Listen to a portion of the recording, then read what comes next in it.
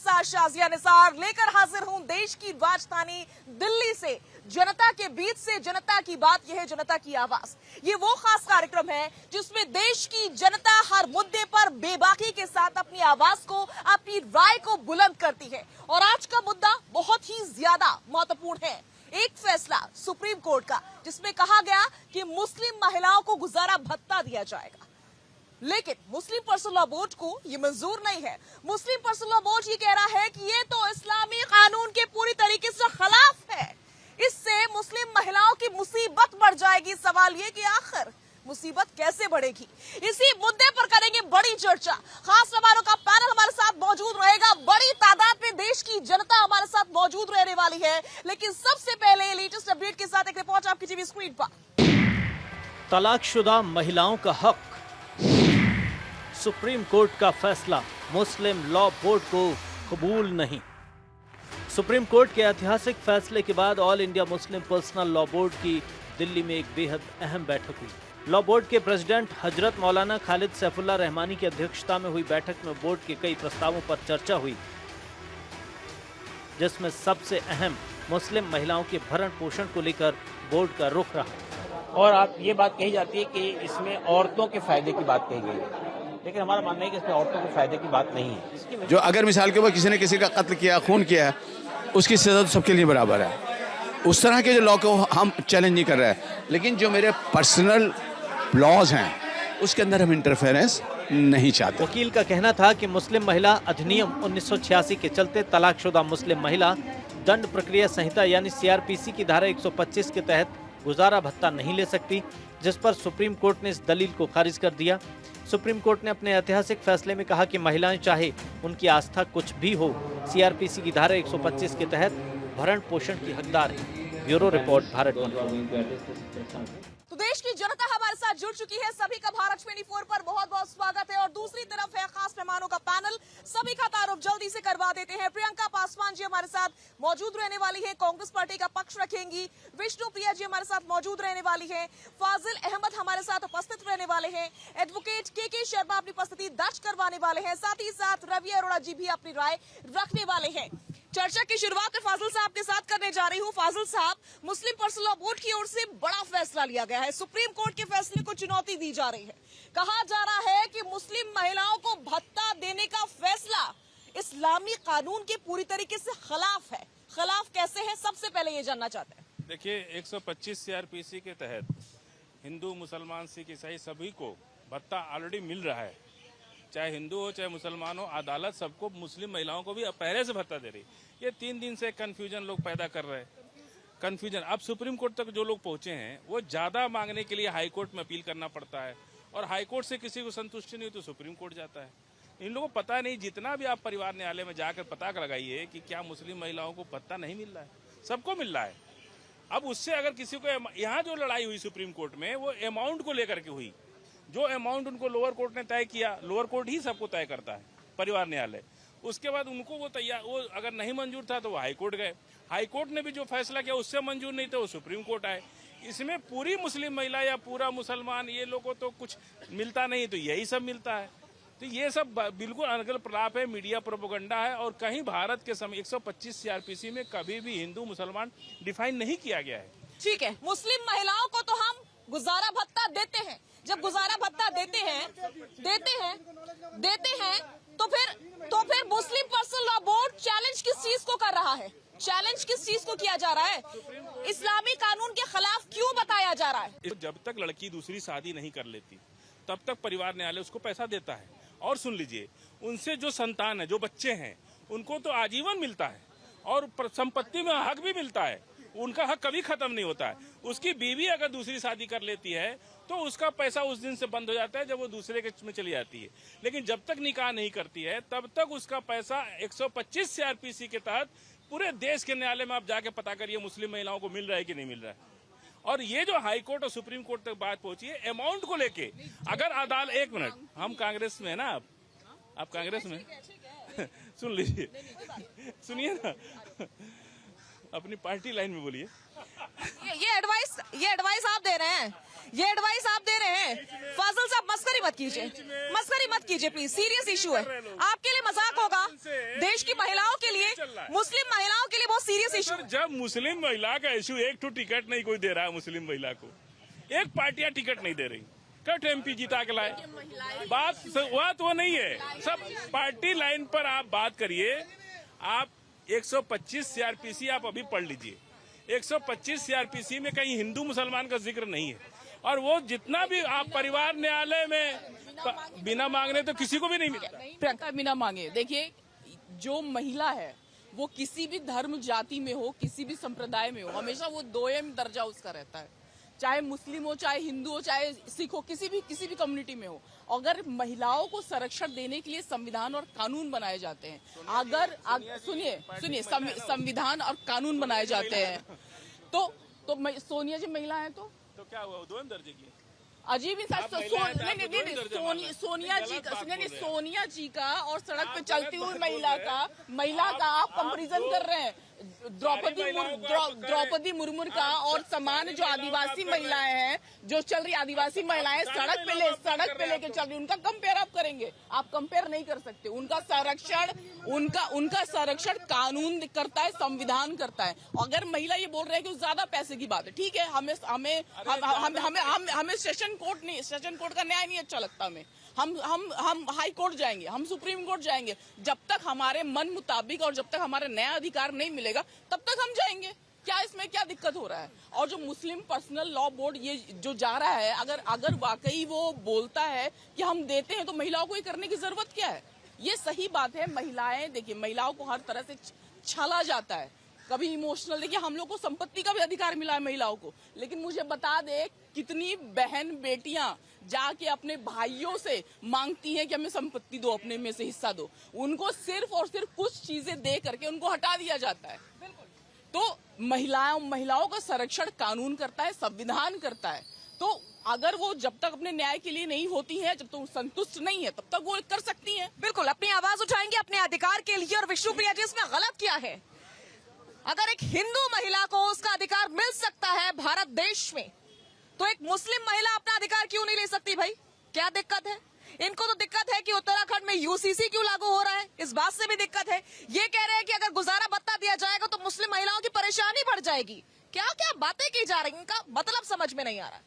मुझे लगता है इतना डर चुके हैं कि अब इन्हें टॉपिक नहीं समझ आ रहा, क्योंकि अभी मस्जिद वाला जो हुआ है उसके बाद अब इन्हें कुछ ना कुछ करना ही है। और पता है, एक चीज मैं बोलूंगी कि ये लोग इतना ज्यादा फ्रस्ट्रेट हो चुके हैं, मतलब इन्हें ये चाहते हैं कि महिलाओं को किसी भी तरह दबाया ही जाए। मतलब जरा सा अभी यूसीसी वाला जब हुआ था उत्तराखंड वाला, तो उसमें भी डिबेट्स में सबसे ज्यादा परेशानी किसको हुई थी? मुस्लिम स्कॉलर्स को, या फिर ये लोग जो आए थे, सबसे ज्यादा इनको प्रॉब्लम हुई थी। वो इसीलिए कि कहीं जैसे मैं माफी चाहूंगी अगर किसी को इस बात से हर्ट हो, लेकिन ये सच है, ये लोग औरत को खेत की तरह मानते हैं, ठीक है? तो ये दिक्कत है इनको कि अगर इनको ये अपने राइट्स के लिए बोलने लग जाएंगी, इनको अगर गुजारा भत्ता मिल जाएगा तो ये भी तलाक दे पाएंगी, इन्हें धमकियां नहीं सहने पड़ेंगी। चलिए, ये कह रहे थे कि परिवार देख लेता है। कोई अगर 60-70 साल की औरत है जिसका परिवार ऑलरेडी बहुत आगे, वो अपने पति के साथ इतना टाइम बिता चुकी है। मैंने अभी देखे थे, वो पति भी उन लोगों को धमकी देते कि तुम्हें छोड़ दूंगा। वो बेचारी कहाँ जाए अगर गुजारा भत्ता मिला? और जो बच्चे, उनका क्या, उनकी परवरिश कैसे होगी? आप बता दीजिए, आपसे तो बात करने में बहुत ज्यादा इंटरेस्टेड हूँ मैं। आ रही हूँ फाजिल जी आ रही हूँ, फाजिल जी आ रही हूँ आपके पास एक बार। देखिए, सबसे पहले तो थोड़ी सी अबुल जी थोड़ा सा सही है, लेकिन थोड़ा उसमें भी इसमें है, जो इद्दत पीरियड होता है 90 डेज का शरिया कानून के तहत, उसमें मिलता है। जो अभी जो कानून ने जो गुजारा भत्ता, वो लाइफ टाइम दिया है। हालांकि हमारे हिंदू लॉ में भी लाइफ टाइम नहीं है। हमारे यहाँ परमानेंट एलिमोनी जो होता है, उसमें जैसे 25 लाख, 8 लाख, 20 लाख जो कोर्ट का ऑर्डर होता है वो दिया जाता है। आप बताओ, जो महिला कमा रही है या पति से ज्यादा कमा रही है, उसको इस कानून के हिसाब से तो हमेशा मिलता रहेगा। तो यहाँ 3 कंडीशन होना चाहिए। एक तो महिला कमा रही है और ज्यादा कमा रही है पुरुषों से, तो उसको उल्टा देना चाहिए। ये आपका मत है। एक सेकंड विष्णु जी, एक सेकंड, मेरा ये सवाल नहीं है। मेरा पहले सवाल का जवाब दीजिए। मुझे ये जानना है कि अभी आपने बोला कि जो 90 दिन का पीरियड होता है इद्दत के दरमियान का, यहाँ बात सिर्फ उस दरमियान की नहीं हो रही है, यहाँ जीवन भर की बात हो रही है। जीवन भर क्यों दिया जाएगा? आप बताओ, हमारे हिंदुओं में भी नहीं दिया जाता जीवन भर। आपने तो बताया एलिमनी तो दी जाती है। जीवन भर उसमें क्या है कि देखिए, एक जो बच्चे का जो लेजिटिमेट जो है और इनलेजिटिमेट चाइल्ड है, उसका तो राइट है प्रॉपर्टी पे, उसको तो प्रॉपर्टी मिलता ही है। रही महिलाओं का जो मेंटेनेंस चार्ज है वो डिपेंड करता है कंडीशन पे, कि यदि वो दोबारा किसी और से मैरिज कर लेती है तो वहाँ पे मेंटेनेंस जो है स्टॉप हो जाता है। ये तो क्या हाँ ठीक है, समझ गए आपकी बात। बेनिफिट लिया जाता है दोनों पार्टियों का, जिसमें जिसका इनकम होता है इनकम के हिसाब से देखा जाता है। तो कोर्ट ने कुछ अलग बात नहीं कही। कोर्ट ने कुछ, एक सेकंड विष्णुप्रिया जी, कोर्ट ने कोई अलग बात नहीं कही। कोर्ट ने कहा जो कानून हिंदू महिलाओं के लिए है वही कानून मुस्लिम महिलाओं के लिए भी है। ऐसे नहीं मानेंगे, नहीं। नहीं मानते। रवि अरोड़ा जी, कोर्ट कह रहा है कि जो कानून हिंदू महिलाओं के लिए है गुजारे भत्ते का, वही मुस्लिम महिलाओं के लिए भी होना चाहिए।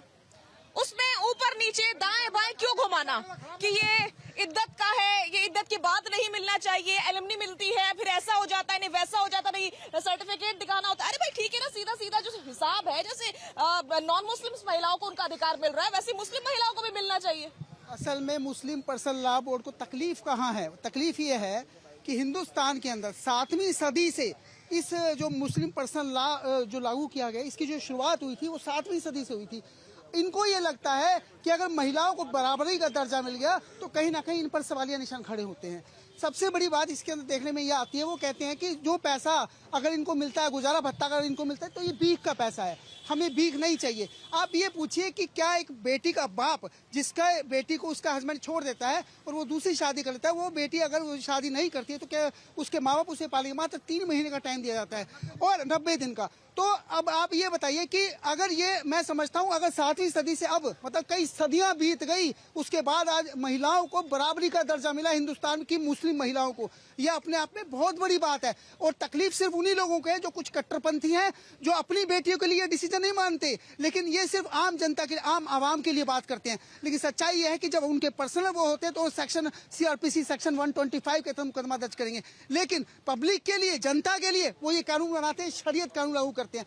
लेकिन मैं समझता हूँ ये बहुत बड़ा कदम है और सुप्रीम कोर्ट ने भी इस बात को मान लिया है। अब मुझे लगता है किसी को तकलीफ नहीं होनी चाहिए। अगर किसी प्रकार से अगर जनता से भी पूछा जाएगा, उनके सरकार ने मांगे भी हैं कि आप बताइए हमें, तो जनता ने भी कहीं से अभी तक बिल्कुल रिएक्शन नहीं आई है। बिल्कुल, बहुत बड़ी बात और बहुत सही बात कही है रवि अरोड़ा जी ने कि अब तो ये सुप्रीम कोर्ट ने भी मान लिया है कि मुस्लिम महिलाओं को भी उतना ही अधिकार मिलना चाहिए। तो फिर दिक्कत किस बात की है? सवाल सबसे बड़ा ये, अब जनता की बारी है, जनता से बात करेंगे। तो जनता से बात करते हैं, जनता की सुनते हैं, जनता इस मुद्दे पर क्या सोच रही है, बोलिए क्या कहना चाहते हैं? मैं फाजिल साहब से ये कहना चाहता हूँ, पहले तो मुस्लिम मैरिज एक्ट में है ही नहीं, शादी कॉन्ट्रैक्ट है, मतलब शादी बंधन नहीं है, मुस्लिम में कॉन्ट्रैक्ट है। तो क्यों ना कॉन्ट्रैक्ट में किया जाए, जिस दिन इसको तलाक देंगे तो हस्बैंड की आधी प्रॉपर्टी उसी के नाम से एफिडेविट क्यों नहीं जमा करवाया जाए, उसी दिन निकाह वाले दिन क्यों नहीं किया जाए। और मेरी मांग है सरकार से कि हर कास्ट में यह बात होनी चाहिए कि जब भी शादी हो, चाहे कोर्ट मैरिज हो, अरेंज मैरिज हो, लव मैरिज हो, चाहे किसी भी प्रकार की शादी हो, उसमें आप दोनों तरफ से बॉन्ड भरवाइए। अभी वकील साहब कह रहे थे महिला कमाएगी, तो फिर तो कोई भी सिरफरा आदमी उसको लव मैरिज में फंसा के और उसकी आधी प्रॉपर्टी का मालिक हो जाएगा। कौन सा तरीका वकील साहब का? क्या देना चाहते हैं आप देश को? क्या सिखाना चाहते हैं आप? मेरे को बताओ। मैं ये कह रहा हूँ, आप बहस करो ना, मैं वकील तो नहीं हूँ, लेकिन आप मेरे से बहस करो। सवाल ये है कि मोहम्मडन्स महिलाओं को क्या समझते हैं? मेरा ऐसा मानना है, क्योंकि मैं मोहम्मडन्स कम्युनिटी में बचपन से पला बैठा हूँ, वो महिलाओं को पैर की जूती समझते हैं। पहले हर कम्युनिटी में समझी जाती थी, पहले हर कम्युनिटी, लेकिन बाकी कम्युनिटी में शिक्षा का विस्तार हुआ है। आज मोहम्मडन कम्युनिटी से मैं ये कहता हूँ, साजा निसार पे हमें गर्व है कि कनाट पे शो कर रही हैं, लेकिन कितनी महिलाएं हैं जो कमा रही हैं? कितनी महिलाएं कमा रही हैं? आप ये बताओ। क्योंकि उनको शिक्षा नहीं लेने दी जाती, उनको बचपन से डरा के रखा जाता है, बुर्का में रहोगी, ये नहीं करोगी, वो नहीं करोगी। आप ये बताओ, यदि उसको छोड़ देंगे तो मैं ये कहता हूँ उसको आजीवन भत्ता मिलना चाहिए, भले ही वो किसी दूसरे के साथ मैरिज कर ले, या फिर उसको फिक्स अमाउंट देना चाहिए। कोर्ट में क्यों जाएं? ये फाजिल साहब और वकील साहब बोल रहे हैं कोर्ट में क्यों जाएं? मैं ये समझना चाहता हूँ, तलाक के साथ उसकी प्रॉपर्टी का आधा हिस्सा क्यों नहीं मिले? कोर्ट में जाने की क्या है? ठीक है, आगे और कौन बोलना चाह रहा है? पत्रकार महोदय, अरे भाई साहब सुनिए मेरे वकील साहब, सीमा हैदर का केस नहीं यहाँ पे। मेरे कहने के मतलब ये है, जब आपने देखे सीमा हैदर कौन है भाई? राजीव गांधी ने जब सरदार बानो के केस के लेके जो सरदार बानो ने कोर्ट गया था, साहब बानो के लिए, सुनो पूरी बात सुनिए, हाँ साहब बानो के लेके, जब उस समय राजीव गांधी चुनाव हारने वाले थे तो बिल को फाड़ दिया, संसद में फाड़ दिया गया था, कानून बदल दिया गया था चुनाव हारने के कारण। अगर मान लो आप सरिया में सब चीज मान रहे हो, फिर क्रिमिनल लॉ नहीं मानते हो, फिर आप क्रिमिनल लॉ भी मानो सरिया के हिसाब से। अगर सरिया मानना है क्यों नहीं मानते हो? अगर चोरी करो तो बोलो हाथ काट दो उसको, बिल्कुल काट देना चाहिए, हाथ काट दो। सरिया के हिसाब से बैंक में खाता नहीं होना चाहिए, बैंक में ब्याज नहीं खा सकते हो, ट्रेन में नहीं चढ़ सकते हो, प्लेन में नहीं चढ़ सकते, आप उसको नहीं मान रहे हो। लेकिन कोई महिला अपना हक के लिए सुप्रीम कोर्ट जाते, सुप्रीम कोर्ट बना किस लिए? बना कि कोर्ट क्यों बना? तो आपको एतराज हो जाता है? अपना हक के लिए लड़ाई लड़ रही है, क्या दिक्कत है मौलाना को? जिस मौलाना के सुनिए, देखो ये परेशानी को 4 शादी करना है भाई साहब को। बिल्कुल। फाजिल साहब प्लीज आगे आइए। नहीं, एक सेकंड रुकिए। फाजिल साहब प्लीज थोड़ा सा आगे आइए। फाजिल साहब नहीं रुकिए। शर्मा जी एक सेकंड प्लीज, आपके आगे माइक नहीं है, ठीक है। जब डिवोर्स की बात आती है तो बोलता है ये तो मेरा तो एक सेकंड, फाजिल साहब आगे आइए। पॉइंट मेरा यही है, सवाल मेरा यही है कि आप लोग शरिया कानून की बात करते हैं। जब किसी महिला को तलाक देना होता है तब आप शरिया कानून की वकालत करते हैं, जब हलाला करना होता है तब आप शरिया कानून की वकालत कर रहे होते हैं, जब कुछ और करना होता है तब आप शरिया कानून की वकालत कर रहे होते हैं, लेकिन जब महिला को अधिकार देना होता है तब आप वकालत नहीं करते हैं, किसी भी कानून की वकालत नहीं करते हैं। क्रिमिनल लॉ की बात हुई, कई देशों में ऐसा हाल है कि शरिया कानून के अकॉर्डिंग चोरी करने वालों के हाथ काट दिए जाते हैं। तो यहाँ पर ये मांग आप क्यों नहीं करते हैं कि शरिया कानून चलाइए? देखिए, हम लोग बहुत इज्जत देते हैं, बात समझिए। किसको? जो महिला की आप बात कर रहे हैं, हमारे यहाँ सबसे ज्यादा इज्जत है। ऐसा नहीं है, दुनिया के अंदर 1400 साल से, जब से इस्लाम आया तब से बेटियों का हिस्सा हम लोग दे रहे हैं, हक दे रहे हैं उनको। ऐसा नहीं कि आज शुरू किए हैं। और बात क्या कर रहे हैं? अब एक बात बताइए, जो हस्बैंड 80 करोड़ तो बेचारे 5 किलो अनाज पर जी रहे, जो हस्बैंड अपने 5 किलो सरकार के अनाज पर जिंदा है, उससे आप क्या ले लेंगे? कहाँ से गुजारा भत्ता देगा? जिसके पास कुछ है ही नहीं, उससे क्या करेंगे? 80 करोड़ लोग जो दे रहे हैं, 5 किलो अनाज पे जिंदा है, उससे आप कहेंगे कि भाई इसको 50,000 दो।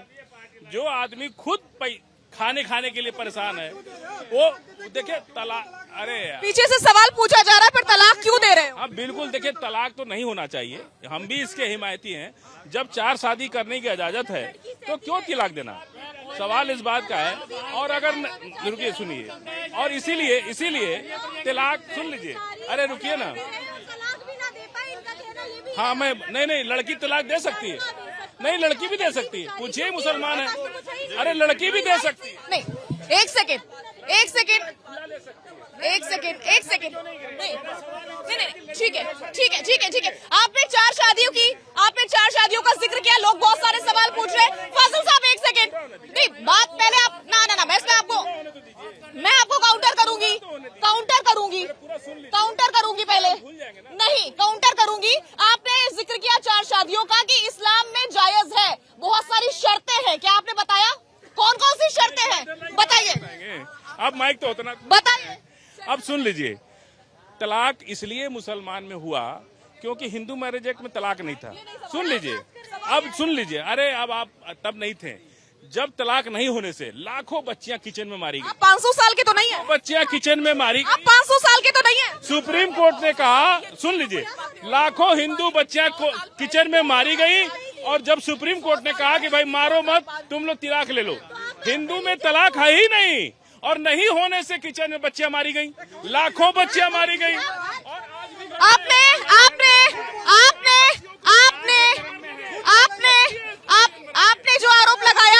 आपने जो आरोप लगाया है, आपके पास कोई सबूत है? लाखों FIR इस देश में है, हजारों लोग को सजा हुई, लेकर आनी चाहिए थी FIR की कॉपी। अरे आप अब FIR 1 लाख कॉपी लेके यहाँ आए हम। बिल्कुल, अगर आप बोल रहे हैं तो आपकी बात का कोई सबूत तो होना। अरे पूरा देश जानता है, तब आप बच्चे थे। आप 500 साल के हैं। अरे हम 500 साल के नहीं है, लेकिन फिर भी आपसे बड़े हैं। ठीक है। अब मेरे सवाल का जवाब दे दीजिए। आपने बताया कि इस्लाम में 4 शादियां जायज हैं, 4 शादियां क्यों नहीं करते?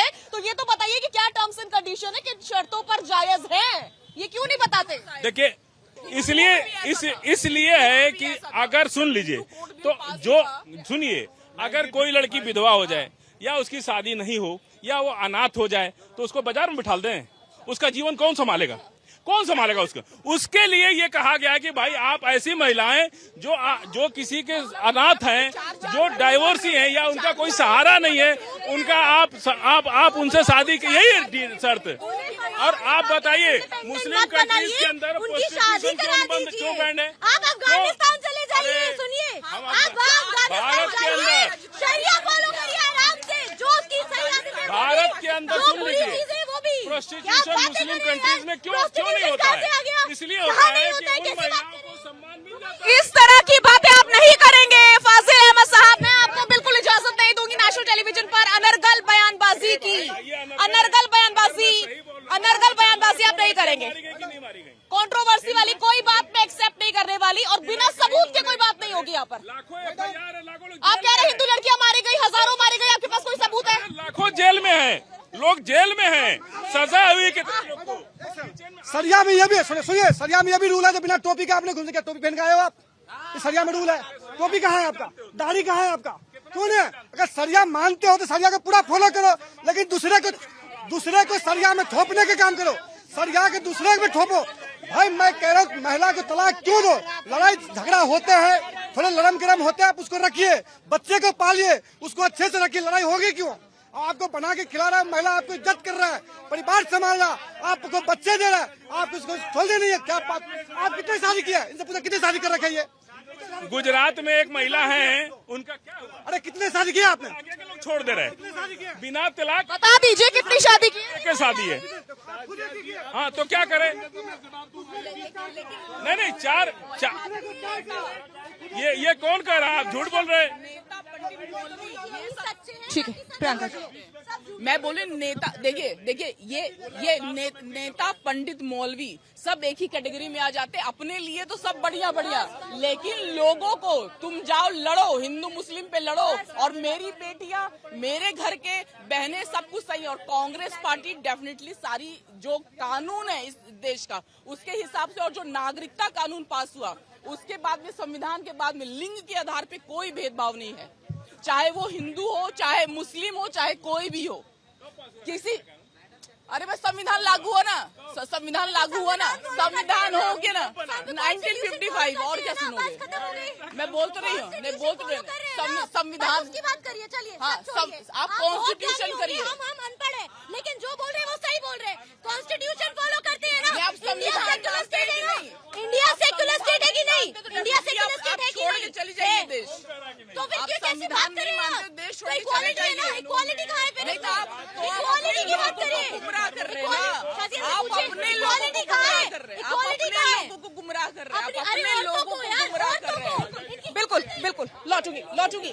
और आइए हमारे बीच जो वकील साहब है के शर्मा, उनसे बात कर लेते हैं। के शर्मा जी प्लीज थोड़ा सा आगे आइए। और मैं ये जानना चाह रही हूँ, आप लोग वकालत कर रहे हैं कि 4 शादियां जायज है या तलाक ये और वो और ऐसा वैसा। मुझे ये बताइए कि जो व्हाट्सएप पे तलाक दिए जाते हैं, ईमेल के जरिए तलाक दिए जाते हैं, बोलकर तलाक दिए जाते हैं, टेलीफोन पर तलाक दिए जाते हैं, तब आप लोग क्यों नहीं बोलते हैं कुछ कि महिलाओं के साथ गलत हो रहा है? अभी तो आप लोग बहुत चिल्ला रहे हैं कि नहीं ऐसा नहीं होना चाहिए, वैसा नहीं होना चाहिए, तब क्यों नहीं बोलते हैं? देखिए यहाँ पे जो कानून है वो सभी के लिए बराबर है।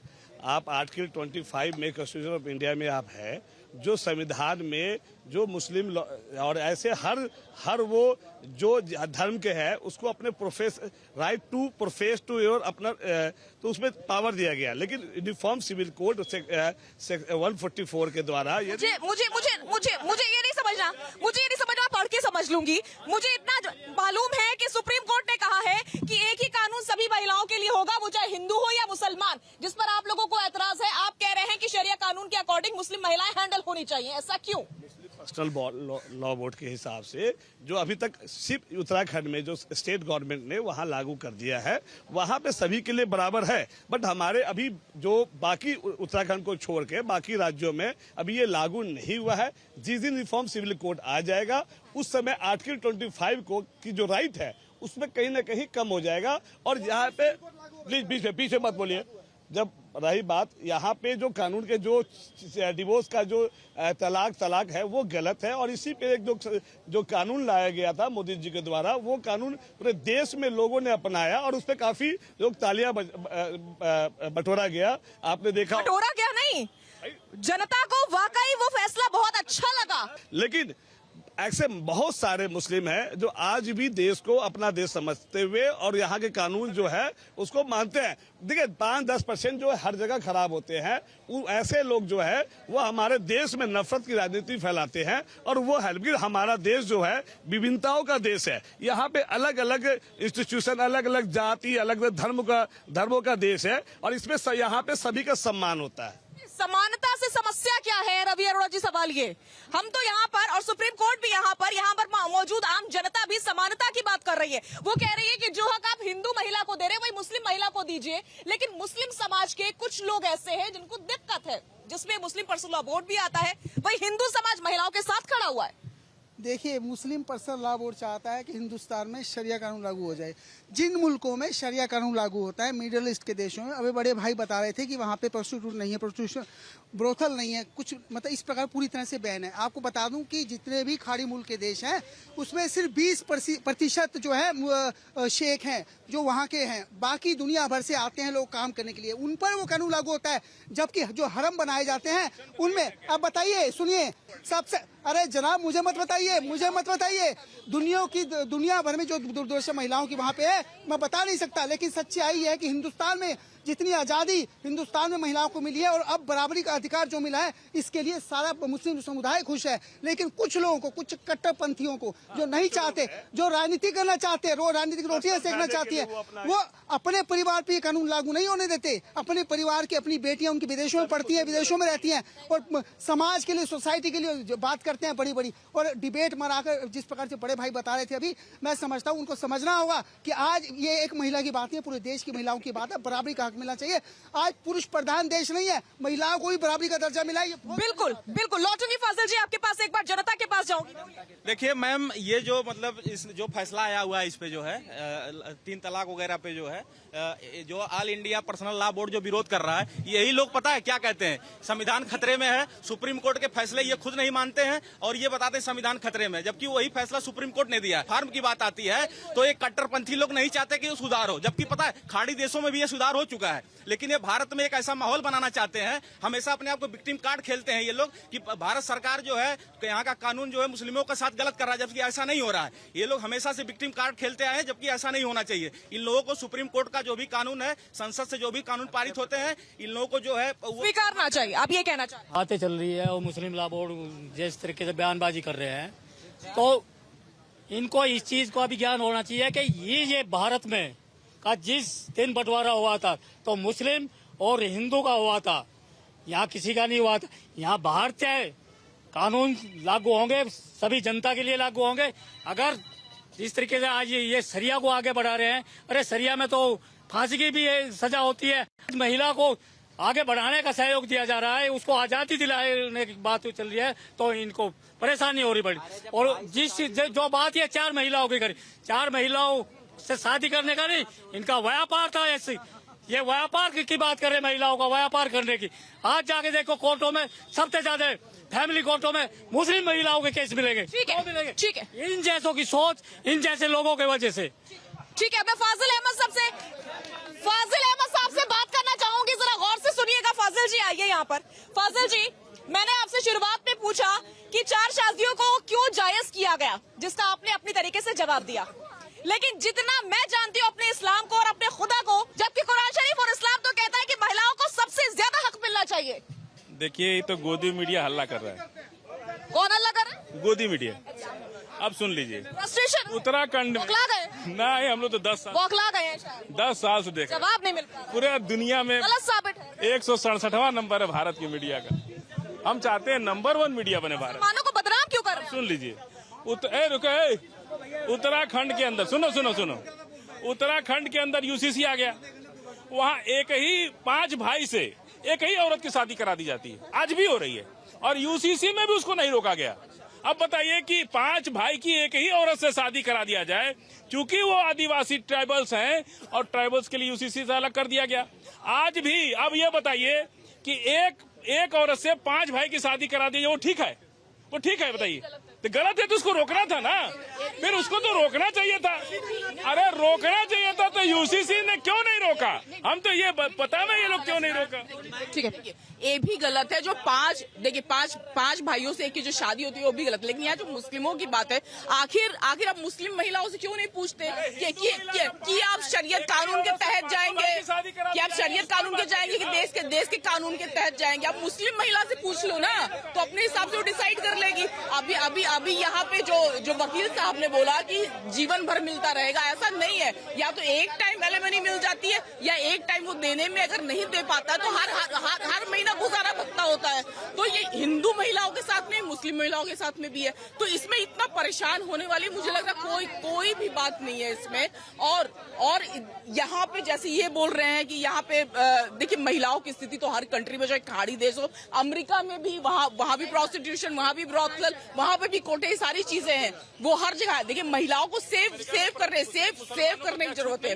सेव मानने के लिए नहीं, कहीं हर कंट्री में देखिए कुछ मुसलमान 2 शादी नहीं कर सकते, वहाँ तो सब 2 शादी कर सकते हैं। अरे भाई तो सबको अधिकार है। अरे भाई तो जो चाहता है, जो चाहता है वो करे ना, लेकिन कानूनन जो चाहता है वो करे ना, लेकिन कानून में क्या है? कानून में क्या है? कानून के तहत हमें चलना है। अगर बिल्कुल जनता से एक बार बात कर। एक सेकंड मैं ये कहना चाहता हूँ फाजिल साहब, भारत के मुसलमानों को, और मैं कहता हूँ विशेषकर पूरी दुनिया के मुसलमानों को, सद्दाम हुसैन को क्यों नहीं पढ़ता आप सद्दाम हुसैन को क्यों नहीं पढ़ते? वो तो 50 शादियां कर सकता। सद्दाम हुसैन अकेला एक शासक है जिसने एक शादी की है, और यदि कोई दूसरा शादी किया तो आप प्रूफ करो, और मैं प्रूफ करूँ सद्दाम। आप उसको फॉलो क्यों नहीं करते? आप सऊदी अरब को क्यों फॉलो करते हैं? नंबर 1। दूसरी बात ये करें, 4 शादियां इस देश में महिलाओं का रेशियो केरल और नॉर्थ ईस्ट के कुछ स्टेट को छोड़ के कभी भी महिलाओं का रेशियो पुरुषों से ज्यादा नहीं रहा। तो फिर महिलाओं की तो कमी रही है, फिर एक के पीछे 4 क्यों? ये कह रहे हैं शादी किसके साथ करेगी? मैं ये कहना चाहता हूँ आपका कर्तव्य बनता है, जिस समाज के सभ्यंत नागरिक यदि समाज को गलत दिशा में ले जाएंगे तो वो समाज हमेशा के लिए अपने लिए भी दुखदायी होगा और पूरे देश के लिए भी दुखदायी है। आपसे हाथ जोड़ के विनती है, आप अपने समाज को समर्थ बनाओ, महिलाओं को शिक्षा दिलाइए और उनको फ्री हैंड करिए। ये बात समझने की है। आप बिल्कुल लाइन से हटिए, बोलिए इस बात को, पार्टी लाइन से हटिए।